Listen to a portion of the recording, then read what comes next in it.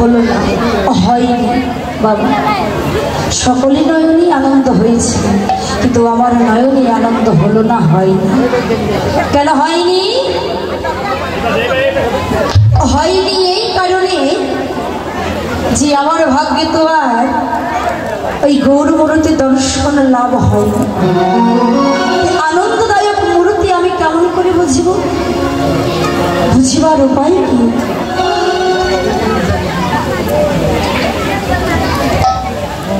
কেন ও মূর্তি দর্শন করিতে পারলেন না? আর কারাই কারাই ও মূর্তি দর্শন করতে পারে? বাবা, এই যে ভাবক বৈষ্ণব কবি পদ লিখলেন, যদি গৌর মূর্তি দর্শন না করতেন তাহলে কি আর পদ লিখতে পারতেন? পারতেন না। গৌর মূর্তি দর্শন করেছেন কেমন করে? কেননা তাহার মাঝে অনুরাগের নয়ন আছে। অনুরাগের নয়নে দিয়ে অমূর্তি দর্শন করিতে পারে। আর যদি গুরু কৃপা কারণ লাভ হয়, ওই গুরু কৃপা লাভে ও মূর্তি দর্শন করিতে পারে। আবার সদ্ভক্ত কৃপা গুণেও ও মূর্তি দর্শন লাভ করিতে পারে। আবার তো আর সাধন ভজন কিছুই নাই, এই নয়নে মূর্তি দর্শন হয় না। তাহলে যে দর্শন করেছেন, যে দর্শনার্থী, তার নয়নে নিশ্চয়ই ওই মূর্তিখানা শীতল হয়ে আছে। আপনি দর্শন করেছেন, আমাকে দেখছেন, অবশ্যই আমার রূপের কথা আপনার মনে থাকবে। নয়নে সুদল হয়ে রয়েছে, নাই বা সুদল হয়ে রইল, মনে তো থাকবে রূপের কথা। আমার রূপ তো আর একটা রূপই নয়, কিন্তু ওই যে রূপ, যে দর্শন করেছে তার নয়নে সুদল হয়ে গেঁথে রয়েছে। আপনি যেন ভগবত আসলে আসেন, আমি গিয়ে আপনার নিকটে বসলাম, আমার কাকা বাবা আপনার নিকটে বসছে, দুজনে আলিঙ্গন করলেন আর নয়নের নয়নের মিলন ঘটাইলেন। আপনার নয়ন সে দর্শন করিল, তাহার নয়ন আপনি দর্শন করলেন। আপনার নয়নে তো গৌর মূর্তি সুদল হয়ে আছে, তাই আমার নয়নে যদি আপনার নয়নের সঙ্গে মিলন ঘটে, আমার যে ওই মূর্তি এই দুইটি নয়নে চিরজনকের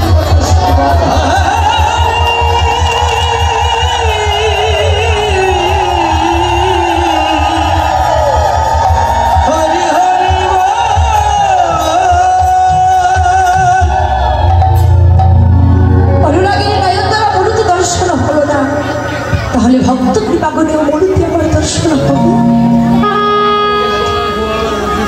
দিব্যনয়ন, হ্যাঁ,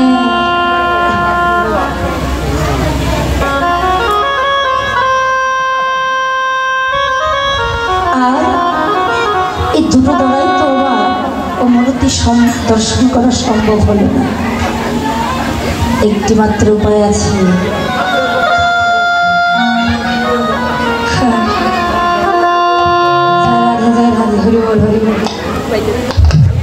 আর কি করতে হবে?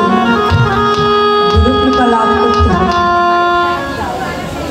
গুরু কৃপা বিভিন্ন মুহূর্তে দর্শন করা যায়। গুরুর শ্রীচরণে তো আশ্রয় নিচ্ছে, গুরু কৃপা করেছি, করেছে, ধারণ করেছে সে। আবার কাকা বাবু কৃপা লাভ করেছে, তাহার মনে বিশ্বাস, কিন্তু আমার মনে বিশ্বাস নেই আমি যে আমার গুরুর কৃপা লাভ করতে পেরেছি।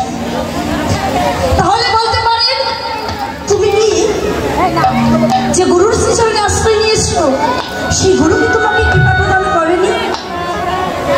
বাবা, গুরু তো আমাকে সেই দিনই কৃপা প্রদান করেছে যেদিন আমি আমার গুরুর শ্রীচরণে আশ্রয় নিয়েছি।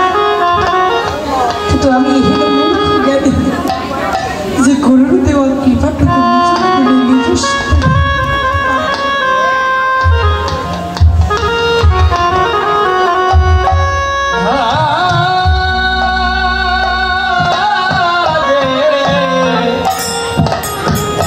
কেমন করে গুরু কৃপা লাভ করবে? আমাকে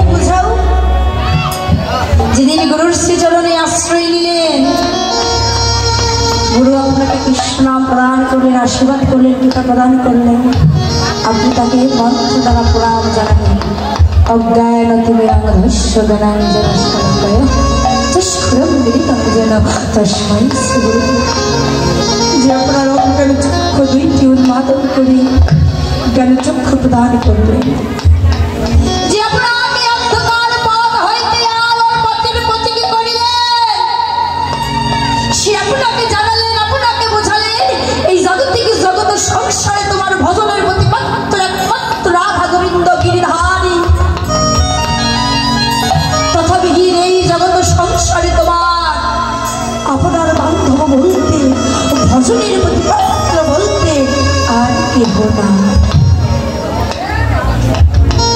গরুর দেওয়া আলোচক্ষু আলোকিত পথ ধরে যেই আপনি হারিয়ে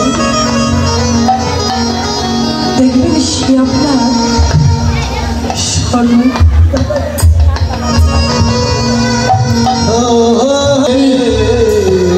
সারা দর্শন করে করজন দর্শন করে জগতে বলে তারাই তারা ঐরব তারা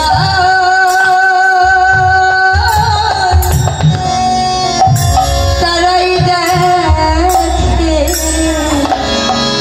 জগতে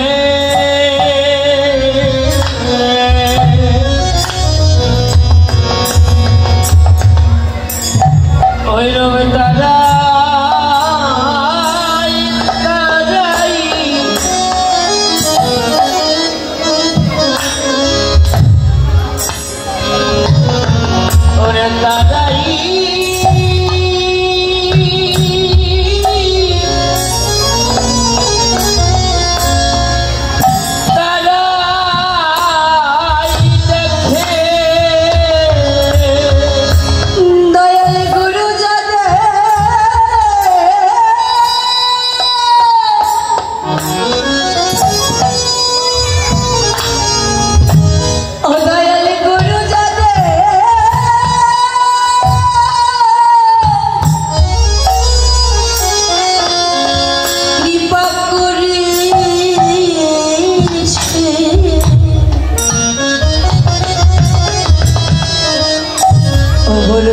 বলে তারাই তারা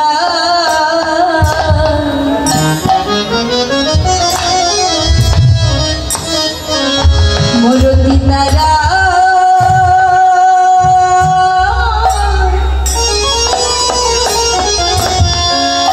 মরতি তারাই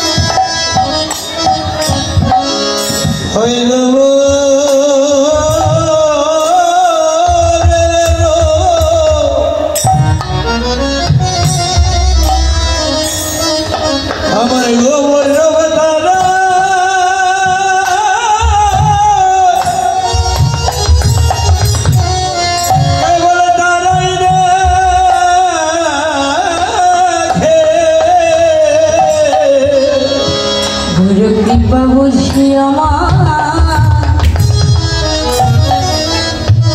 আমার হলো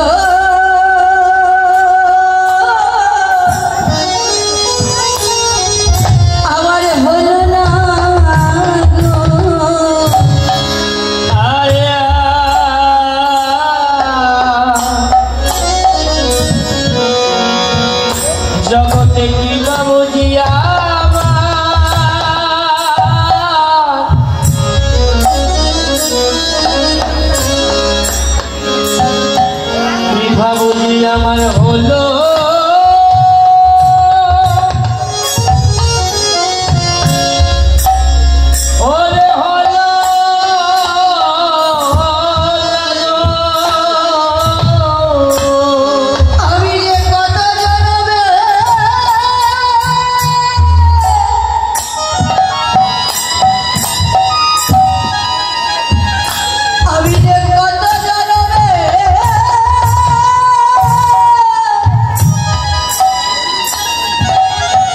জনমের অপরাধ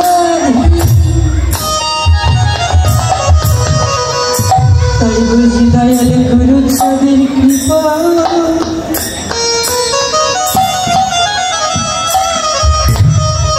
কৃপায় আমার হলো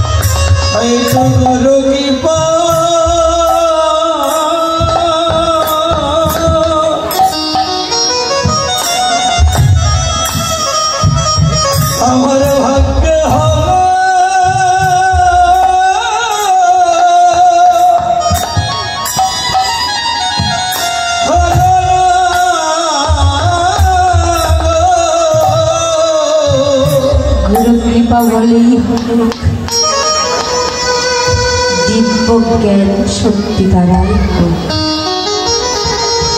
আর সাধুগুরু বৈষ্ণবের কৃপা দ্বারাই হোক না কেন মূর্তি দর্শন যেই জনে যে ওই মূর্তি দর্শন করেছে সে যে আর কোনোদিন কোনো কালী ওই মূর্তির কথা বলতে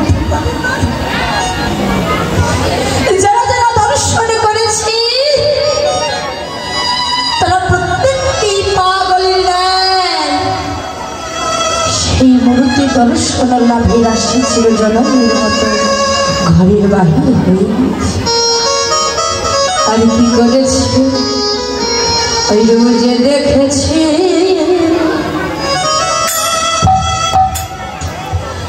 দুটো নয়া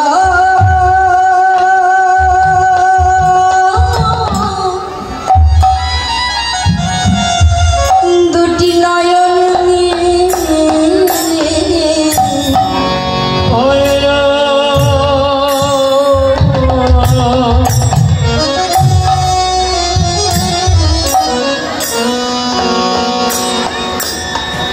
ওই রোজে